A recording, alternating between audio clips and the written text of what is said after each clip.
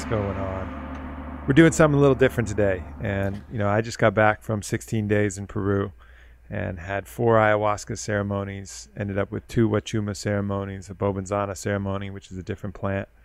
And generally I go on and I do the podcast tour and I tell about all these crazy stories. But what happened down there was incredibly personal and incredibly powerful. So I'm going to tell the story one time. And here it is. And it's just me and my good friend Orlando, who might pipe in if anything I'm saying gets a little too weird or a little confusing. Maybe he can bring me back in. But for the most part, I'm just going to be kind of recounting my story and telling it here. So here we go.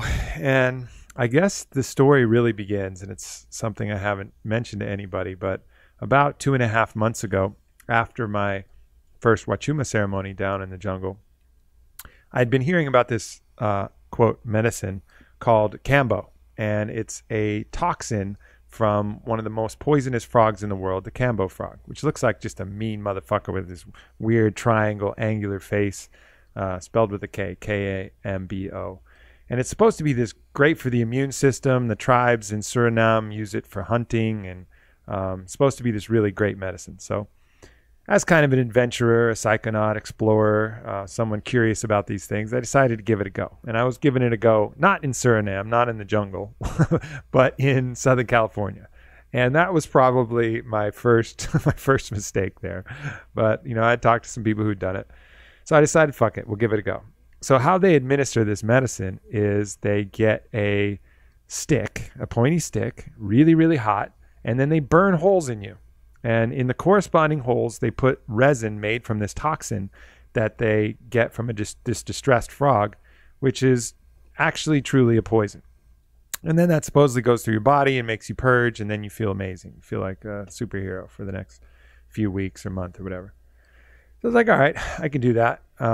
So, we show up early in the morning and I go in and the guy administering says, what do you think about 11 points? Well, points are how many times they burn you with a stick. Well, I have no fucking point of reference. I don't know what 11 points is. So I'm like, yeah, okay, whatever.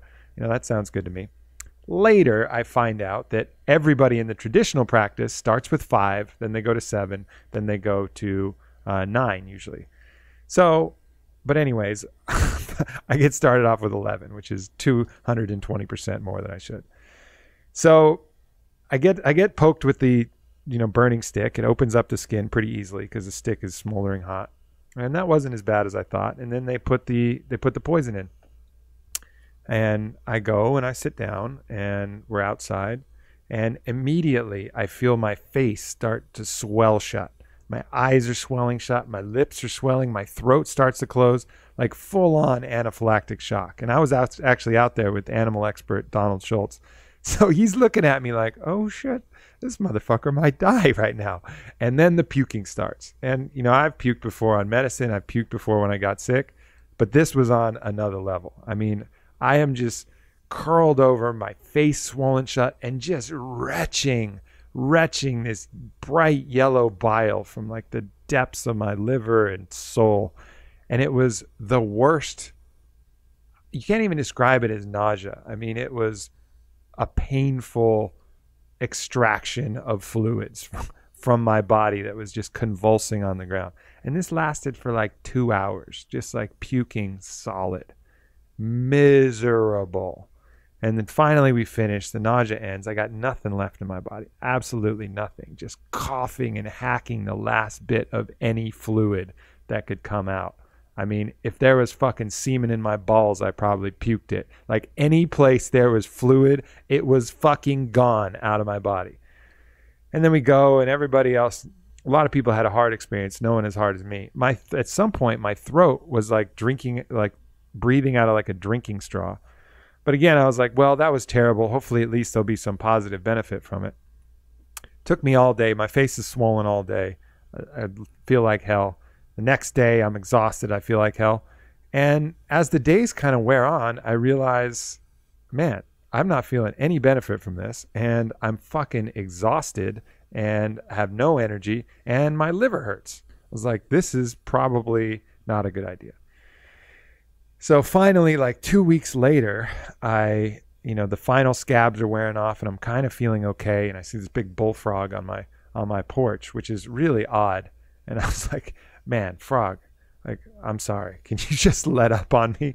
Like, if you could talk to this fucking spirit of frogs for me and just let them know, I'm sorry that someone tortured you to get your poison and put it on my body. But I promise I paid the price. Like, please just let me feel normal again. And frog didn't do anything. So, but whether or not it hurt me or whether or not it was just time, I started to feel at least a little bit better. But, there's that subtle balance between what is medicine and what is poison. Pretty much anything, any compound that's good for you, and especially compounds that are borderline, if you take too much, it's not going to be good for you. And that's true with whatever. I mean, whatever compound you can imagine, there's a threshold where it becomes toxic. And you can call that the LD50, the lethal dose for 50% of the population. And almost every compound has that.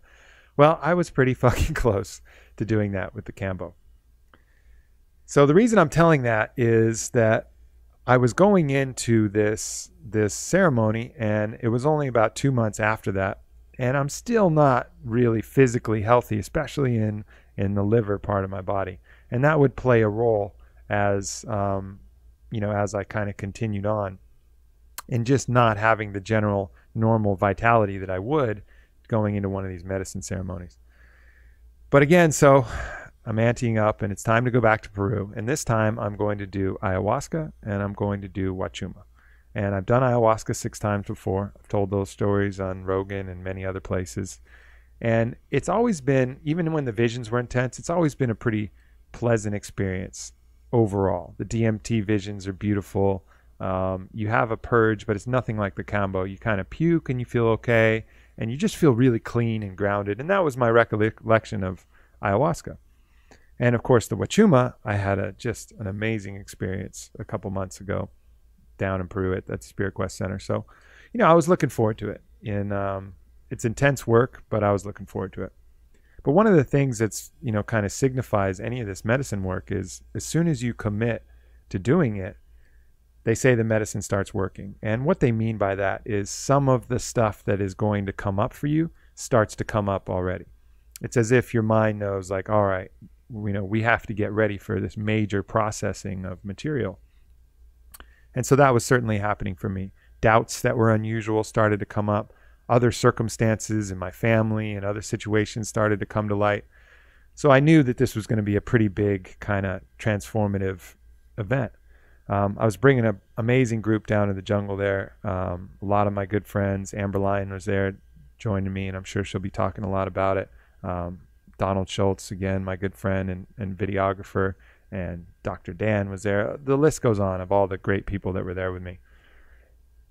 So we show up, and I'm pretty stoked. I figure kind of, I got this. I understand ayahuasca. I'm good. I'm going to see some visions. I'll tell some cool stories. I'll get on the podcast, It's like, I wasn't really that stressed about it. I thought it was cool. So we get down there, great reunion with Don Howard, who I call Gandalf, the White Wizard. He's done ayahuasca over 1,500 times and done cactus medicine for over 50 years, led ceremonies. One of the great last practitioners in the world. And so it's great to see him again and great to connect with the group. And we get down into the jungle, get kind of settled in. And right away, we start with the preparation of our own ayahuasca, which was awesome. One of the only places I know of where you can actually take a part of brewing the brew that you're actually going to make. So we pounded out the vines with these big hammers, and so it basically pounds it out into this almost mulch-looking bark. And I had some pictures of the vines we were doing that with. And then we start shredding the leaves. And so the ayahuasca, is what the brew is named for, and that's the vine. And we were using a particular type of ayahuasca called the cascavel, which is, kind of what a lot of people think is the premium type for these deep spiritual journeys. And the mixture that they use, the admixture of plants that they use that contain the DMT component, because the ayahuasca contains the MAOI, which makes it orally active, and then the DMT component comes from the leaves. And we use 3 different types of leaves. The chacruna, which is the most common, which just contains NN-DMT, which is your standard DMT, the DMT you would get if you were smoking DMT or not the frog DMT. That's 5-MeO-DMT. But there was also 2 other plants they use in there in the main part of the brew. One is called Opayahe, and that contains 5-MeO-DMT and NN-DMT. And then there's another plant called Wambisa, which contains bufotenine, 5-MeO-DMT, and NN-DMT. So you're getting kind of a broader spectrum. And my experience of the difference between NN-DMT and 5-MeO-DMT is that 5-MeO-DMT seems to be a lot more emotionally charged. Like NN-DMT is the fireworks, it's the visions, it's the colors, it's the kaleidoscope, it's a lot of that that aspect that you see. It's really incredibly pleasant. The 5-MeO seems to dig deeper into your system and pull out different emotional currents and things. And then the bufotenine is a compound similar to my friend the frog, but a little different, that actually really facilitates this kind of physical evaporation where you don't really feel your body anymore. And then the only other plants in there, we put 3 leaves of Toei, which is a plant that is often misused and overused in ayahuasca because it's very visionary, but just almost at the homeopathic threshold just to get the energy of this plant in there and help with some of the deeper visions. So we put literally 3 leaves in a giant cauldron of the brew, and I was actually able to put one of those leaves in myself, which was cool. So we go to the ceremony and we shred all the leaves the night before, and then the ceremony, the ayahuasca is brewing, and we add more leaves and add the plants and sing the Icaros. And it was beautiful to kind of be a part of brewing what we're going to drink. So it wasn't a mystery. We got to put our own energy and our own intentions into the brew. But still, that night, we were going to drink, and it was going to be our first ceremony. And got to say, I'm still a little cocky. I think like, oh yeah, ayahuasca. Like I got this shit. Ayahuasca to me was like, I could compare it to like having to eat a bunch of carrot cake. Like you knew you were going to get sick at some point because there's so much carrot cake. But it's like, fuck, I'm just eating carrot cake. It's like, it's not that bad. It's going to be fun. It's sweet. And, it's going to be cool all the way. Yeah, at some point I'll get sick, but, it's not so bad. Honestly, the first ceremony was a little bit like that, And so I'll get into the very first ceremony. And it was really the only ceremony that was like that, as you'll find out as this kind of story goes on.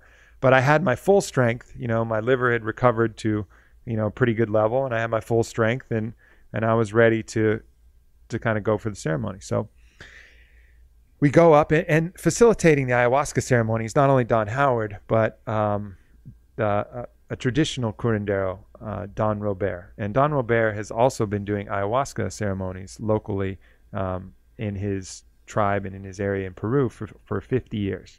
And he has the title of Banco Curandero, which is the equivalent of like the coral belt in jiu-jitsu or something. It is the absolute highest level, highest honor that an ayahuasquero or a curandero can get.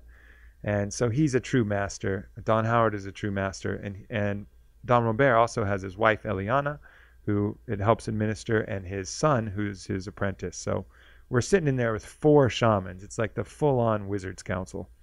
So feeling great. I got my friends and allies in the room.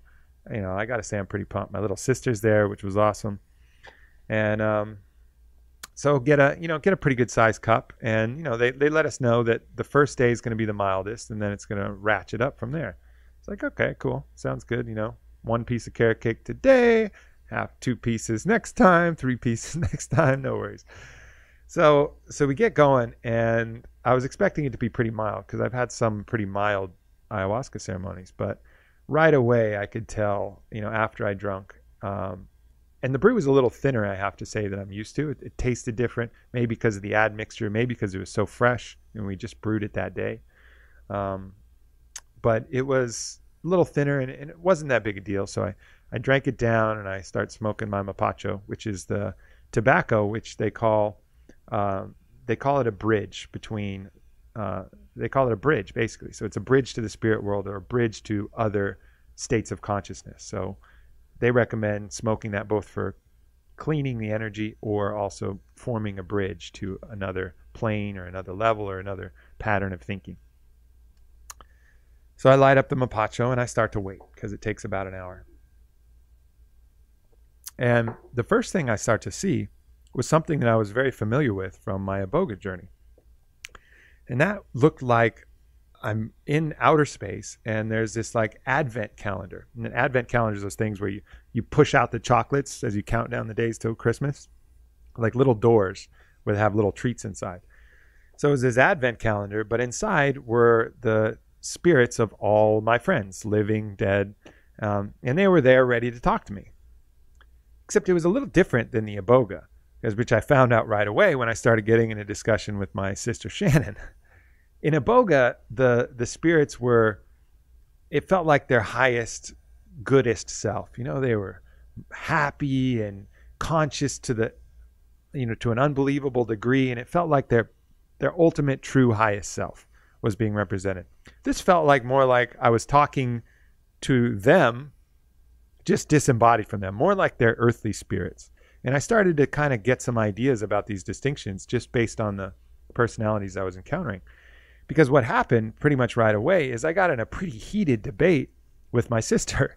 And, you know, she certainly had an advantage because she's in spirit form. I'm in regular form. But she was definitely kind of kicking my ass in this debate. I got my points in. But we had this full-on conversation for like 10 minutes in the spirit world where, at least on my side of things, I really, you know, kind of bridged some issues that had come up between us. And it was nothing serious, but we kind of got to a greater understanding of each other through that. And it was pretty cool, you know, and I can actually see, after coming back, I can see the changes that have happened in my own perceptions just from having that conversation with her, and a deeper understanding and compassion and love. And we've always had a lot of love, but it was nice to be able to have that. And, you know, even though she doesn't know about the conversation in this level, I'd mentioned that we had it, and somehow it feels like whatever happened there, you know, happened, even if it can't be recalled. It's very interesting how that worked, even if the changes just happened on my side. So I was like, all right, well, that's pretty cool. And then I'm kind of allowing that to pass. I had talked to the other spirits that I wanted to talk to, and I see a fly on a purple flower. And sometimes you see shit like that and it doesn't mean anything. But when it's has meaning, it just kind of sticks in your visual field, and you start to realize, well, I guess there's something here. So it just kind of stuck, and I was paying attention to it. And then the fly starts to speak. The fly says, "Why do you hate me?" And I get taken aback. Why do you hate? Well, and I answered, well, I guess because I don't understand you. And the fly says, yeah, exactly. It's like, do you want to know what the world looks like without flies? And I was like, sure. And it showed me the world without flies. And it showed me debris piling up everywhere, feces and debris and all of this stuff that these flies clean for us by taking into their body wouldn't have gotten cleaned without the flies. And of course, other insects help do that too. And I was like, yeah, that's no good. You know, we need the flies. And then the fly was like, and not only that, not only are we cleaning the debris, but we take that into our body, process it, and then other animals eat us, which couldn't eat the debris, because without the fly processing it, it wouldn't be viable food. And I saw the frogs that eat it, and the lizards, and the birds, and whatever else eats the flies. I saw that, and I was like, the spiders, and all the other facilitation of the whole web of life. I was like, So basically, I understood that I was hating something simply because I didn't understand it and I didn't appreciate it. And as that realization was sinking in, the fly flies into my eye and turns around and is now outward facing out of my own eyeball. And the last thing the fly says is, now you have my vision, so you won't misunderstand things anymore. And I was like, all right on. That was an awesome lesson from a fly. Like, I didn't expect that at all. So beautiful. And then another vision comes. And this vision is like every fucking insect you've ever imagined in one. And believe me, I'm not like trying to talk to insects here. Insects are not my favorite subject matter. But I see this other spirit being that is like absolutely every insect. It has the legs of a centipede and the iridescence of the fly and this, you know, the joints of all the beetles and arthropods you've ever seen, and every aspect, pinchers, stingers, the whole thing that you could imagine, every insect combined amorphously in this kind of writhing, amorphic presence. And I look at it, I was like, and I could feel that it had a spirit to it, a presence. And I said, who are you? He says, well, I'm the master of insects. The master of insects. Okay. So as it looked, it was like this collective consciousness spirit of all insects that I was talking to then. And I say, are you male or female? And it immediately chuckles, it laughs at me and says, that is a human problem. I go, oh yeah, I guess that doesn't really matter because you're a spirit being. And yeah. So then the master of insects goes on to explain things to me. And it says, Aubrey, insects are actually perfect beings. They're perfect because they don't have free will. They operate exactly according to their operating principles, which are inspired by life itself, source itself, that blueprint that pushes life forward. They have no free will to violate that. So every action they take is a perfect action.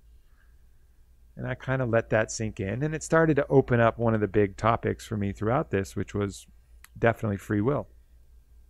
And I understood, okay, that makes perfect sense. Insects, as they've done experiments on digger wasps and things, you can basically hack into their mind frame and they will do the same thing over and over and over and over and over again because that is part of their, principle of operation.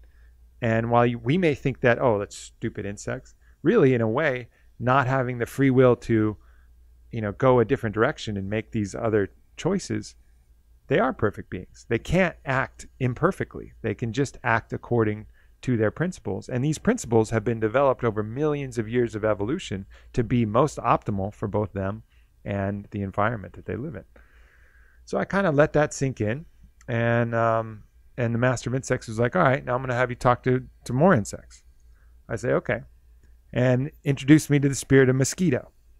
Now, especially when I'm in the jungle, mosquitoes are like nemesis number one. So I was like, spirit of mosquito. Like, okay, great. Really looking forward to this. But the spirit of mosquito comes up, and it was pretty friendly spirit, and I could more feel the presence and hear it than actually see anything from the spirit of mosquito. And it says, hey man, we're just wealth distribution. I was like, wealth distribution? He's like, yeah, we're like the taxes. It's like, you mammals have so much extra blood, we just take a little bit, goes into our body, and then other things eat us. We're just distributing the wealth, man. That's all. Like no reason to hate us. I was like, oh yeah, I guess you are kind of like wealth distribution. And I was like, well, what about malaria? Because obviously malaria sucks. And the mosquito, I hear the mosquito's voice in the head. It goes, motherfucker, we don't like malaria either. It's like, that's a parasite to us. Like, you can't blame us for that. You can talk to the spirit of malaria. And I was like, whoa. All right, I get it. You don't like malaria. Not your fault. I'm not talking to the spirit of malaria. That's not going to happen. It's like, yeah, cool. But even that little simple thing that, I wish I was clever enough to think about that, but it was cool to just kind of reframe, what the mosquitoes are kind of doing and the role that they play. Yeah. Their wealth distribution. Take a little blood from the mammals and then provide that blood to the bats and to the frogs and to all these other creatures so that, life can be facilitated.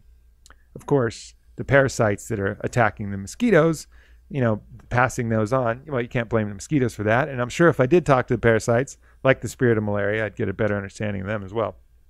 But I didn't do that, so I have no insights to malaria. Unfortunately, but maybe the next time I'll be brave enough. So then we're continuing along with my tour of former nemeses, and we get to the spirit of cockroach. I was like, fucking great, spirit of cockroach. And as soon as the spirit of cockroach arrived, I had this impossible urge to retch, to purge, to puke. So I puked in my bucket and let it all out. And by the time I'd puked and figured that out, cockroach was gone. And I have to say, I wasn't even mad. So I actually really don't know what the spirit of cockroach was going to tell me. So, but I've been seeing a lot of cockroaches since, and I tried to kind of sort it out. So I may have an idea, but it's never as good as when you're like right there in the vision and you can hear the voice. But anyway, so I don't really know what the cockroach was going to say.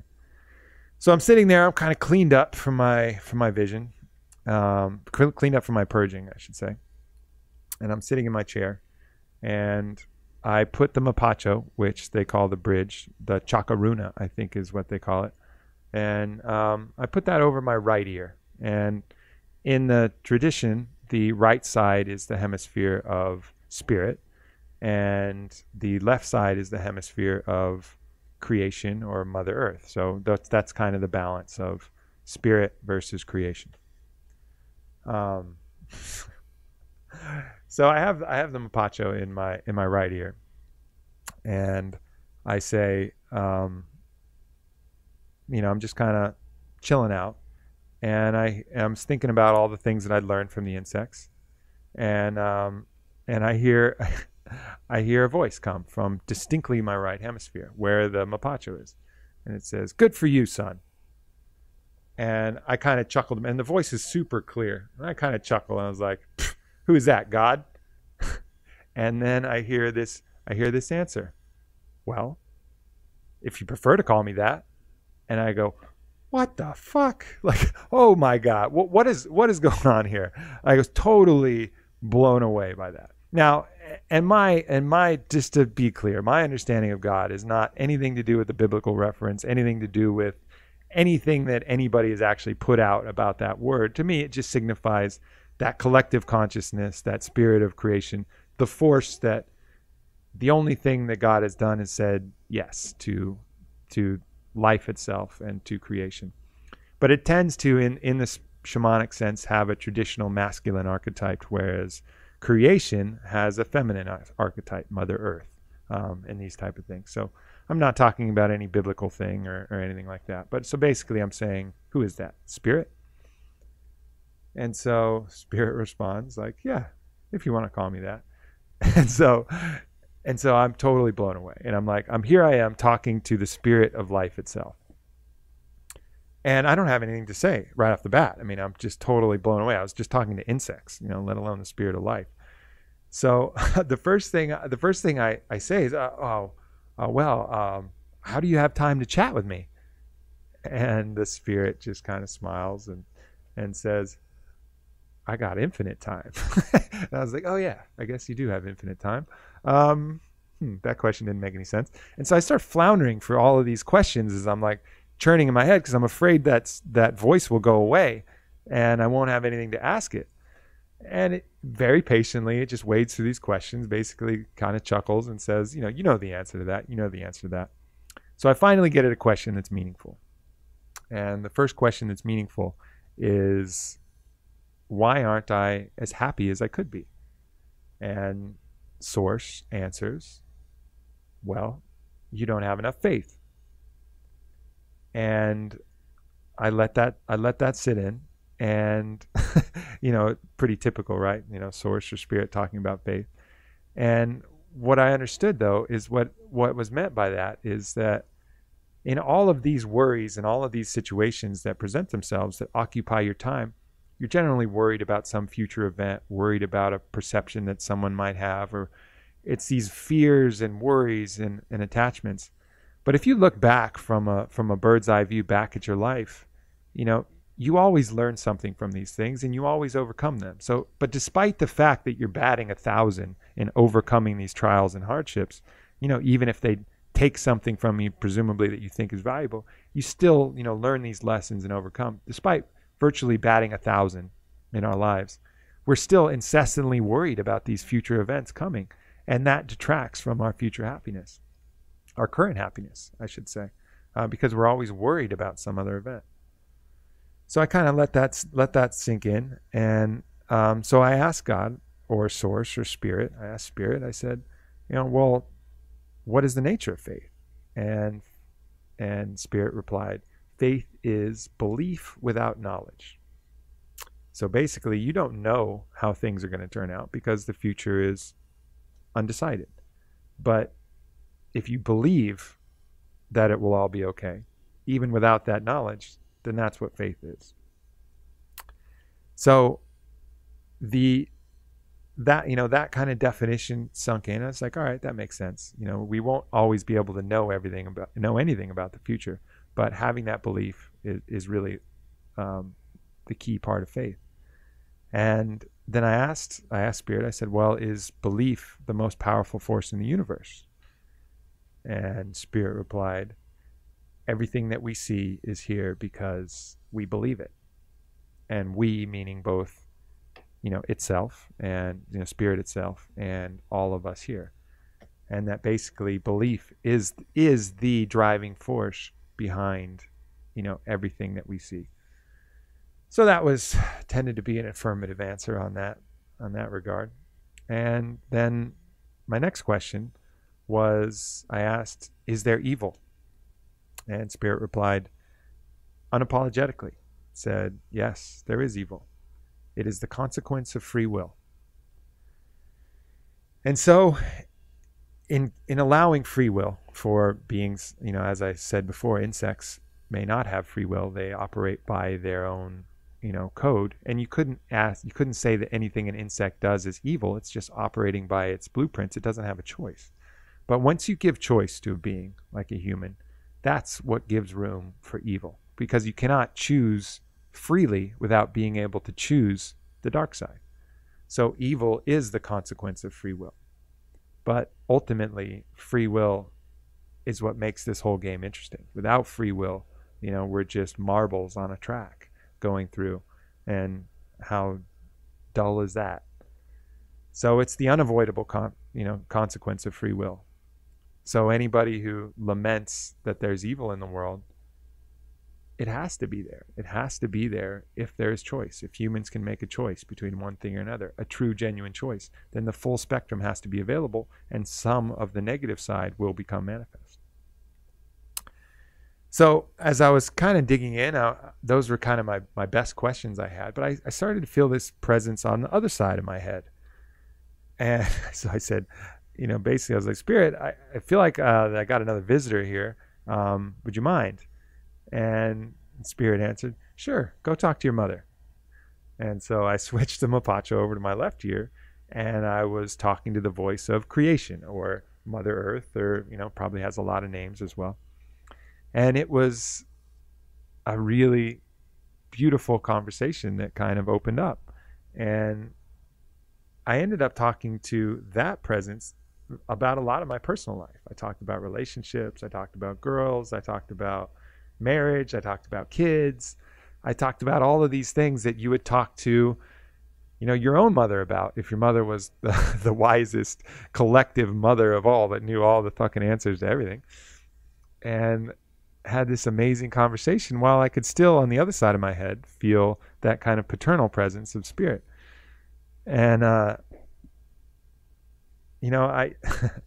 it's funny thinking about it now. And, a lot of what I talked to her about, I wouldn't share. It was pretty personal. But just a beautiful opportunity to talk to these presences. And I've said it a bunch of times before, whether this is accessing parts inside myself or external parts, it doesn't really matter to me. I'm not trying to tell anybody, yeah, I talked to God. Whoa, yeah, I'm something special about it. No, it doesn't mean that to me. But it was the highest intelligence form of spirit and the highest intelligence part of creation. And it felt like a paternal force, and it felt like a maternal force. And the wisdom that I got from both of those is really what matters. And, I don't have any issues with whether that was in my own head or whether that was external. It doesn't really matter to me, because I believe those forces are both within and without anyways. So that distinction doesn't really matter. And, you can argue whichever way, and I won't be offended to the slightest. If you say, oh, it's just the drugs causing that in your head, great, that's fine. I still got the wisdom. I still got the understanding that I'm looking for. And that's really what matters. So after this conversation, I kind of bring it together, and I bring it together and I smoke the mapacho. And that was kind of like the harmonizing of both of those elements. And, I brought it together. And then I had visitations from, some other spirits that started to come, because this was still pretty early on in the session, and ayahuasca lasts about 6 hours. So I started getting visitations from other beings, and the first one that came was the bear. And I remember the spirit of bear coming, and I think I kind of sought it out because I have an affinity for bears. And Bear says, "What do you want?" And it was like super gruff, like I was annoying it. I was like, "Oh, Bear, I mean, I just want to, get some understanding and learn from you, if you have anything." So that kind of softened Bear up. And Bear says, "Well, I'll tell you about being a bear." He said, "The life of a bear is simple. We carry all of our possessions in our body." And what he meant by that is all the food that they eat, everything they collect for hibernation, it's all stored in their own fat. So he says, we don't have to worry about wealth and all of these attachments and all of this shit that you humans worry about. We carry everything we have, everything we are, in our own flesh. Life of a bear is simple. And I saw the bear scratching on a tree, eating salmon, eating berries. And I was like, all right, I get it. That's kind of a beautiful way to live, carrying all of your possessions in your own body. That must be actually very simple and very freeing. And the bear said, yeah. And then just as I was leaving the spirit of bear, the bear says, but I'll tell you a secret. Sometimes when we're hibernating, we dream of being human. And I just kind of laughed. I was like, all right, bear, right on. And then from there, I started talking to the spirit of dolphin. And the spirit of dolphin, quite contrary to the spirit of bear, was super happy, like the happiest spirit I've ever talked to in my life. And dolphin was like, hey, what's up? Glad you're here. He's like, let me tell you about being a dolphin. The life of a dolphin is awesome. It's like, we have free will, but the only thing we want to do is fish, and we're really good at it. And and I had like a vision of the dolphin like hunting down these fish, and it was so easy. He was like, we're so much smarter. And then we play, and then we fuck. And life is great for a dolphin. We have free will, no stress, and we get to do all of these awesome things that we love. And I was like, that's great, dolphin. It's like, but what about us humans? We kill you sometimes, and we do bad things to you, and that must suck. And dolphin was like, yeah, that's kind of a bummer, but we got a lot of dolphins. I was like, all right. Right on. I guess even that doesn't bum the dolphins out. So Spirit Dolphin was just a cool and lively, happy, energetic being, as dolphins are, except when they're getting tortured at SeaWorld or something. So then Spirit of Snake was next. And Spirit of Snake had absolutely no interest in talking to me. So I'm in there, Spirit of Snake, I'm asking it questions. It doesn't answer me in anything that I'm asking. I was like, I want to learn about Snake. Doesn't do anything. And then I was like, well, Snake, can you at least tell me a story? And Snake says, okay. One time I looked at my reflection and I didn't like what it did to me. So now I keep my belly on the ground. I was like, whoa, that sounds like a Aesop's riddle, fable, something like that. And, as it kind of sunk in, I realized the deeper meaning behind that is that for the snake, there's no separation of judgment of what it sees itself as and what it is. The snake is just being constantly. It's connected, it's present, it's alert, it's watching. It doesn't have this judge that says, oh, I am a snake and I am supposed to do this. It is just being a snake. It never looks at its own self in the reflection and says, look at me, I'm a snake. What should I do? It is just constantly in the present moment. And it was kind of cool to have that image and that little snippet of wisdom from Spirit of Snake, even though it didn't really want to talk to me. So I was finishing with all these animals. And so then my final question was to communicate with any alien spirits if they were out there. And sure enough, some alien spirit comes, and I asked the alien spirit what it had to tell me.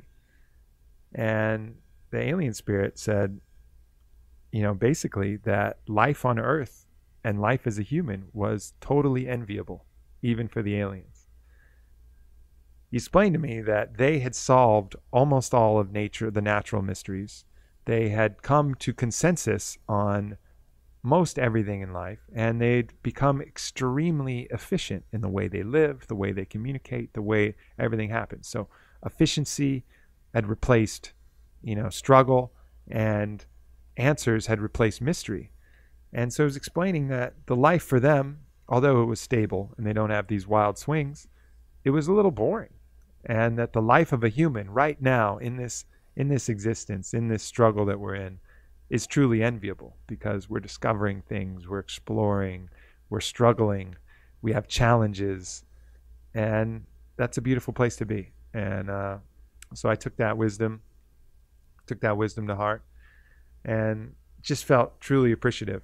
And then so as the ayahuasca was kind of leaving me, and I felt kind of full of all the visions I could stand, um, I kind of asked the masculine spirit, source as I'd call it, and the feminine spirit, Mother Earth or creation. I said, "Can you guys tell me a story, one final story?" And source answered, said, "I'll tell you the greatest love story ever told." And didn't say any words, but showed me the love story between source and between creation, how that spirit interacts and truly loves the creation that is the physical counterpart for it, and how that dualistic dance plays on for all eternity. And it's just a beautiful image that was implanted in my head. And at that point, the visions were kind of over, and I felt like I downloaded like a new operating system into my brain. And so I actually got up and started to stretch, and had to kind of move around my body, and was kind of analyzing everything, and realized some of the ways that I'd trained and some of the things that I'd done that created muscular imbalances. And I was just kind of looking at them like, oh, wow, what did I do to this machine here? I got to sort this out. I got to stretch these ligaments out. They're too tight for what's going on. And I felt like I just downloaded a new software that was looking at the hardware like, who the hell was running this show? Like, what have you been doing?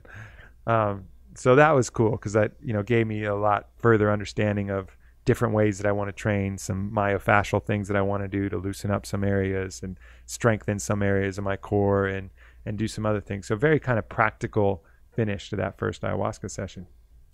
And that was it. And so, session number 1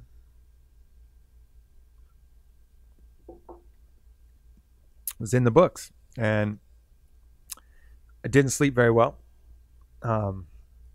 But, I felt great, and I was, truly honored, and couldn't believe the access to that kind of information that I was given, and just kind of humbled that I was given that gift from all of those guides. As I said, whether they're in my head or whether not, the wisdom that I took from that is something that I'll never forget. And just the understanding and how it shaped my perceptions, talking to all those insects, which I formerly detested, and understanding them, understanding the lessons from source and lessons from all of those other guides that I'd received.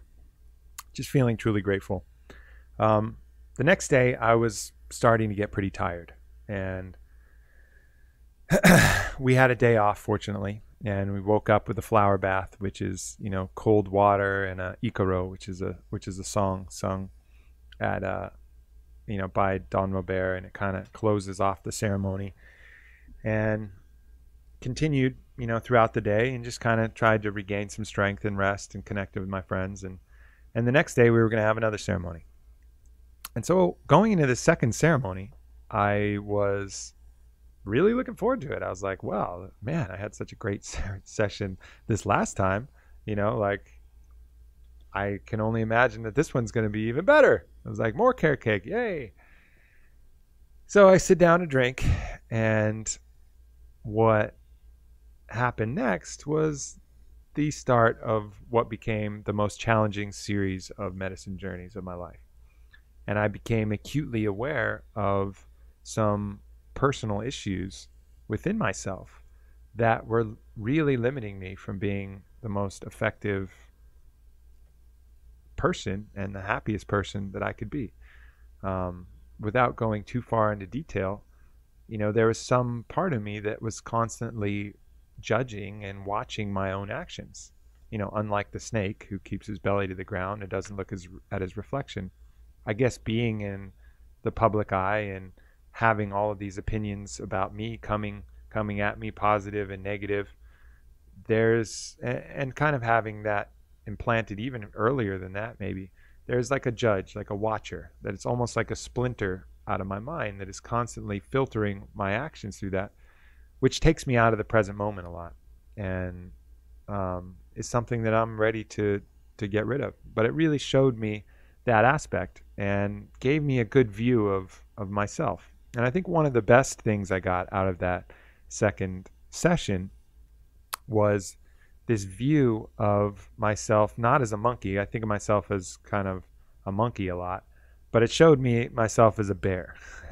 And it showed me, like, when I'm eating, how sometimes I get really excited, but not as a person, but like as a bear would. Like, imagine a bear that's still wild, and it gets a bunch of food, and it just gets ravenous, just gets overcome with hunger, and it just eats as much as it can, you know? And I saw that part of myself that eats like that. And then I saw the part that gets stressed and nervous as like a bear that was in anticipation of some danger or something else that was coming.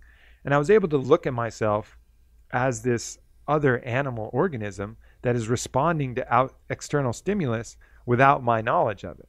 Because when you're inside that thing, you don't really think about how ravenously you're eating the food or how scared you are, you know, or stressed you are or worried. You're just in it.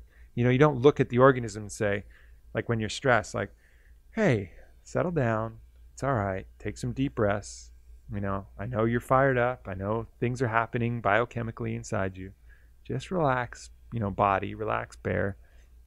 Take it easy. Or if you see a, you know, plate of food or, you know, something really appealing, a beautiful girl at a bar, or something that causes you to really have this strong reaction, you know, having the ability to say, hey, you know, settle down, do what you want to do, you know, just make sure you're making a conscious choice, not just acting on the imperatives of the biological organism that's inside you. But other than that lesson and seeing, it was really about seeing a lot of aspects of my shadow, you know, seeing the parts of myself that I wanted to change. And the experience itself started to become hellish. I would have visions that passed through that didn't have any content, and extreme nausea. And I remember that the nausea, I was really debating kind of the whole time whether I should puke or whether I shouldn't puke. And finally, I just said, you know what? Like, I trust that if I need to puke, it'll tell me to puke. Like, I have faith that if I need to puke, it'll tell me to puke. And as soon as I gave ayahuasca that faith and gave my body that faith, like 2 minutes later, I just had the uncontrollable urge to retch. Blah! And got it all out. And again, I started seeing that yellow bile coming up from my liver. And generally, I think that's a healthy thing, you know, as I said, in moderation, to kind of purge these things, because it pushes a lot of toxins out. But for me, after this Kambo, when I was already depleted, that started a depleting process for me personally, kind of coming in wounded. And so it was very challenging and a very painful little retch. And the nausea continued through a lot of the night. But I felt good about that lesson about faith. And that really became one of the other main themes for me as I kind of weighed that there's really only two choices, you know, and the choices we have is to choose fear or faith. When presented with any situation, you can either be afraid of the negative outcomes that might come, be afraid of what's going to happen, or you can have faith that whatever happens is going to work out. And that is really the primary choice of free will, fear or faith. We don't know anything. You know, faith, again, is belief without knowledge. We don't know anything that's going to happen. So whatever the future holds, we can approach that with fear or faith. And approaching it with faith is going to lead to a much, much happier existence. And not being unaware of danger or unreasonable. You know, you don't go put your, you know, hand in an anthill and have faith that you're not going to get bit. You know, that's just stupid. That's not having faith. You know, that's just being silly. You don't whack a hornet's nest and expect not to get stung because you have faith, you know. But in general, with all of these unknown future events, choosing faith over fear is going to serve you much better. And I kind of took that in, and that's been one of the major teachings from this whole session that was reinforced time and time again. So then we did the Bobansana ceremony the next night, or maybe it was 2 nights later. And that was really pleasant. Kind of gave us a little like alcohol buzz, because it was distilled in alcohol. And kind of give you a warm feeling. It's kind of, and I started a little dance party. They were singing songs and banging drums, and started a little dance party in the jungle, and that was a nice break. Nothing too crazy to report there as far as deeper understandings. Just a good communion with the tribe and with the family that I brought there. So then, on to the third ceremony. And the third ceremony was the one of the more challenging experiences I've ever had. I started to learn, I took the cup and I started to go into the visionary state, but immediately the nausea was just unrelenting and my body just felt exhausted. And so I descended into what I call the beautiful hell, because the colors and the things that I was seeing were beautiful, but they didn't seem to really carry much content. I had a few encounters. I had an encounter with a being I'd call the Master of Serpents. And the Master of Serpents basically showed my heart as this egg that was in a nutshell. And it was like a luminous energy that was kind of in a nutshell. And I wanted to get the nutshell open to allow that to open, but there was still fear there, so I couldn't pry it open. And so it kind of gave me that image, and then the nutshell turned into this armored scorpion with these scales on its back, and it could open up the scales and shine the light and receive it, but for the most part, it was closed off and afraid and had a stinger. And I think a lot of us have closed off what we feel is the most vulnerable part of ourselves, our heart. Close it off because we're afraid it's going to get hurt. But in doing that, it doesn't emit the light that could, connect you with other people, because to be able to emit that, it has to be open to receive it. So I had this vision of this little armored scorpion that sometimes opened it up, but was very guarded and protected. And I don't know exactly how it got that way. Life just makes it go that way. I mean, you get, people who insult you or things that, you judge yourself and ridicule yourself. So you end up guarding your, most sacred part of yourself, your heart, that which is most important to you. So I got that vision, but for the most part, it was just this beautiful hell and emphasis on the hell. And as I kind of started working with this, and working with these thoughts, I had some other thoughts. I had thoughts about judgments. And I realized how, these judgments are really what are the things that separate you from true appreciation and compassion for other people. Because if you lay a judgment in between yourself and that other person, oh, that person's this way, that person's that way, he's ignorant, or he's lazy, or he's stupid, or that person is such and such. It doesn't allow you to see that person truly as what they are. You see the judgment, and that judgment forms this barrier. And it's so fucking hard not to have judgments about everything. But at least seeing that, how judgments provide this layer that keeps us from closeness with everybody, was kind of a really cool insight that I had. I had some other thoughts that were kind of interesting. I took some notes here. I had the note that that in Viking myth, they have that rainbow bridge to Valhalla, and it's this really colorful bridge that takes people from other worlds into their world. And I realized, man, I wonder if they had got some access to DMT to figure that out, because DMT really feels like the rainbow bridge. I mean, all of these colors that give you access to this other world of higher knowledge and inspiration. So little thoughts like that are somewhat inconsequential, but most of the part I was just kind of locked into this hell.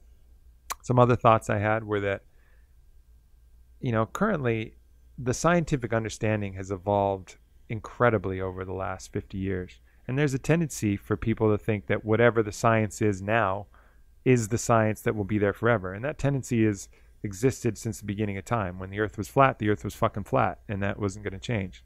When people started talking about quantum physics, and that was bullshit at that point because they hadn't figured it out. Well, now we've kind of opened up that frontier, and that's the borderline. So all of these things, these medicines and the energy that flows, I fully believe that they'll have, we'll find the scientific bridge between those and hard empirical data. I just think we haven't developed the science yet. Like if you took a scientist from 50 years ago, put him in a room with Wi-Fi. I know Brian Redband loves this analogy. Put him in a room with Wi-Fi and ask him to detect the Wi-Fi. Well, how the fuck is he going to do that? Doesn't mean it's not there. Doesn't mean it's not detectable. It just means he hasn't developed the tools and the methodology to understand what's going on there. And I really think that's the case that we're going to find with a lot of these, what are now, metaphysical or almost borderline paranormal events.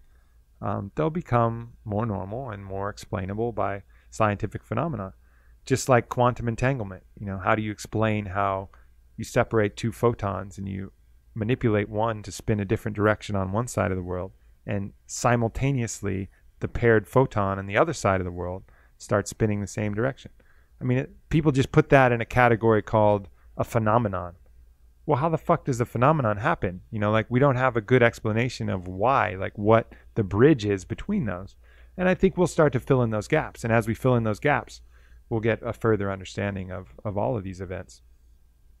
But that's just a thought. Who knows? Maybe we got it just right this time. Maybe the science, as it stands at this very moment, is the science that'll be forever. For the first time in history, we just nailed it.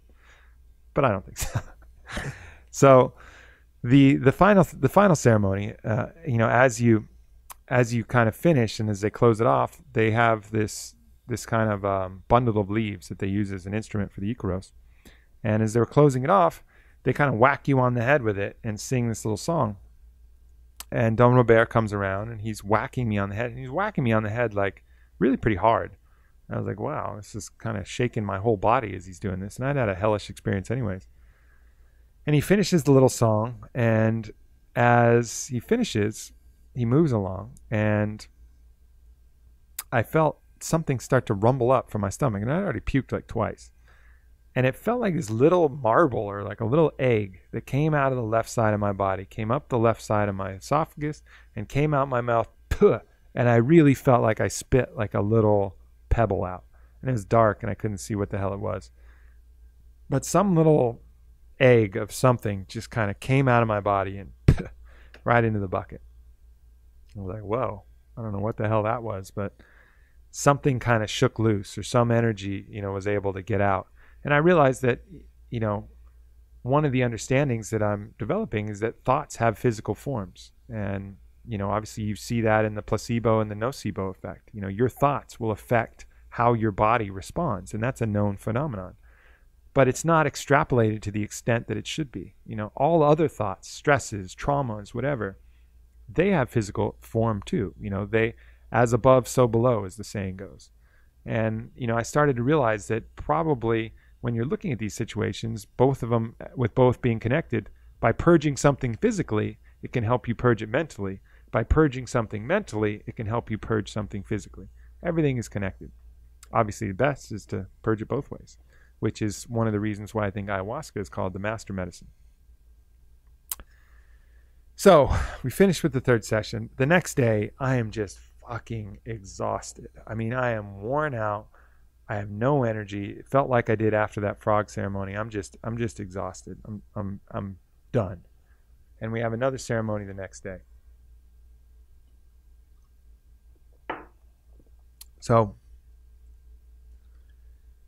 I was planning on not doing that ceremony. I was planning on just sitting it out and not drinking because I really didn't feel well, and I was processing a lot of heavy shit about myself, and it was very personal.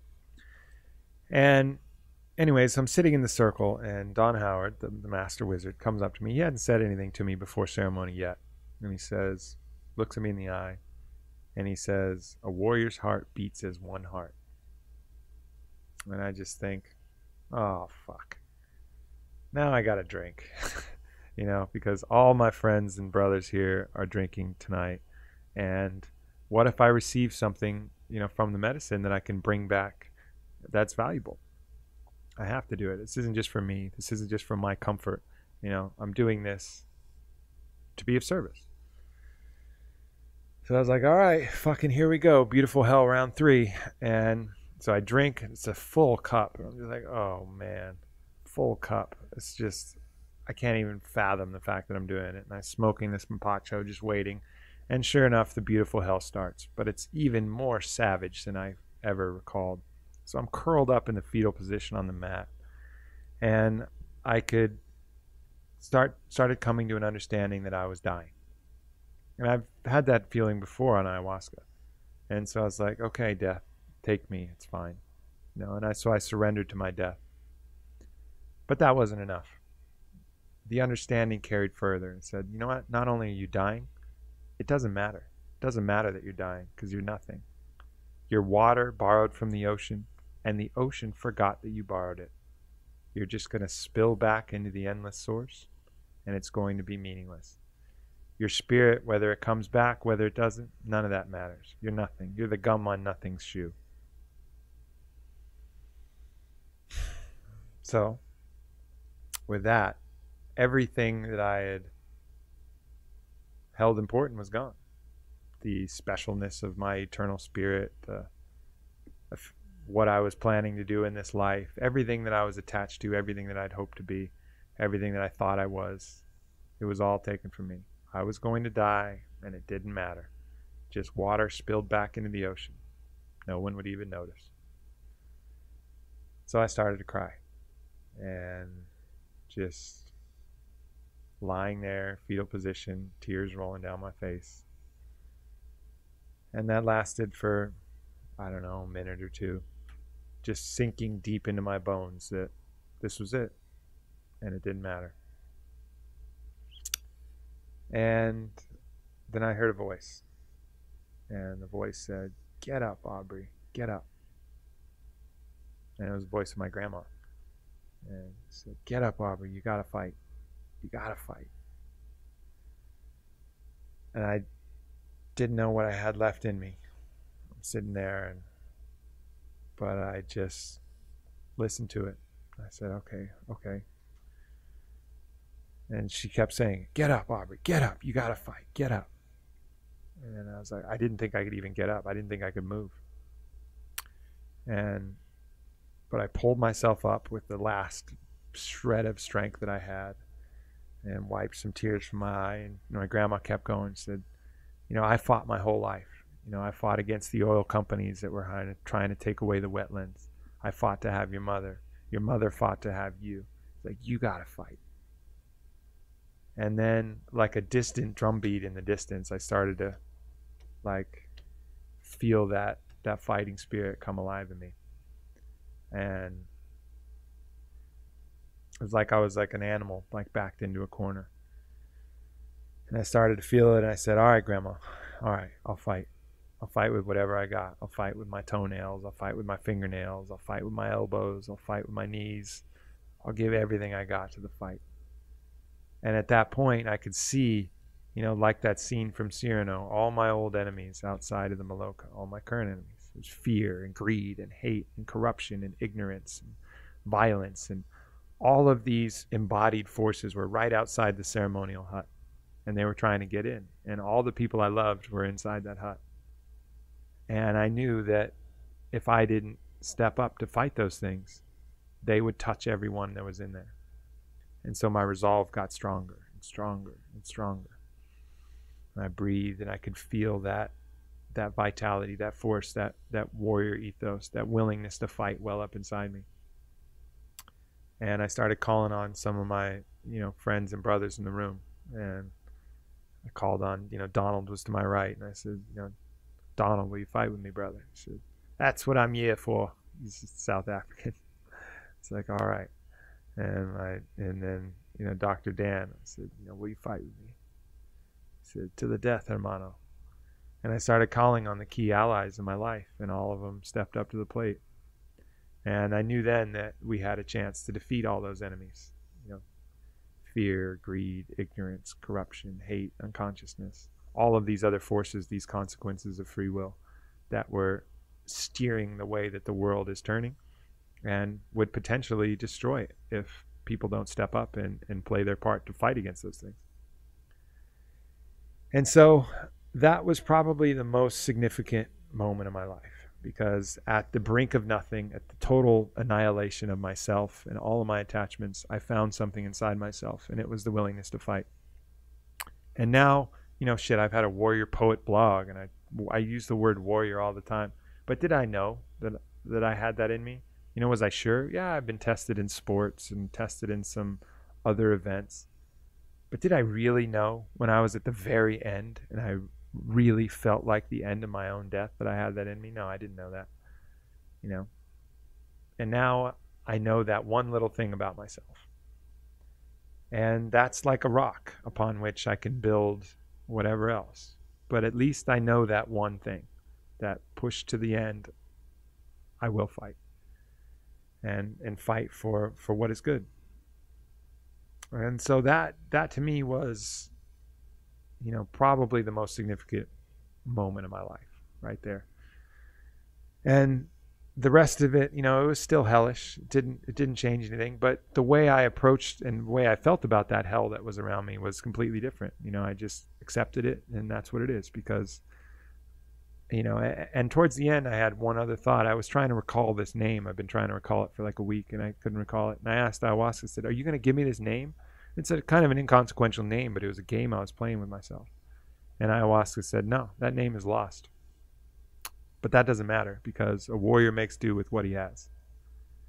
And to me, that was another kind of piece of the puzzle. You don't just fight when everything's perfect and you have all your resources. You just do the fucking best you can with whatever you have. Whatever you can bring to the fight, you bring that, and you go with that. And that's what being a warrior is.